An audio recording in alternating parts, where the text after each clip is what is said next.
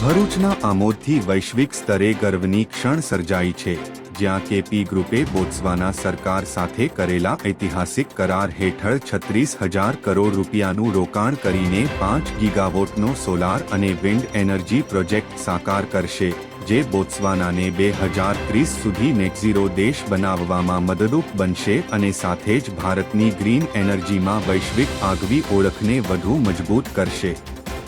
રાષ્ટ્રપતિ દ્રૌપદી મુર્મુના બોત્સવાના પ્રવાસ બાદ લેવાયેલું આ એક વ્યૂહાત્મક પગલું છે, જે બોત્સવાનાને વર્ષ 2030 સુધીમાં નેટઝીરો દેશ બનાવવાના લક્ષ્યમાં મદદરૂપ સાબિત થશે.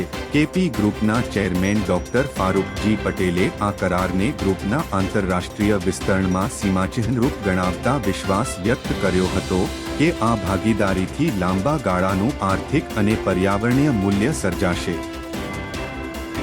અથાગ પરિશ્રમ સિવાય કોઈ સિદ્ધિઓ હાંસલ થતી નથી અને અમે લોકો છેલ્લા 31 વર્ષથી કરી રહ્યા સ્પેશિયલી અને આ મુકામે પહોંચ્યા છે. હજુ તો શરૂઆત છે, હું એમ કહીશ. હજુ તો ઘણું બાકી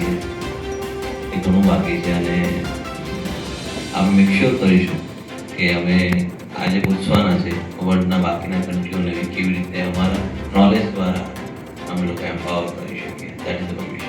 12,000 લોકો છે ત્યાં આગળ ઇન બોત્સવાના અને બીજા આપણા અહીંયાથી અમે લોકો જઈશું તો ઓછામાં ઓછા 500-700 લોકો અમે પણ અહીંયાથી જઈશું, એટલે કે આપણી ટીમમાં જોડી. સો મેઇન હમણાંનો પ્રશ્ન છે ત્યાંના લોકો અને આપણા લોકો જે છે તે લોકોને આપણે કવર કરીશું અને એમ કરીને 7,000 થી 10,000ની વચ્ચે એમ્પ્લોયમેન્ટ ઊભું કરી શકીએ.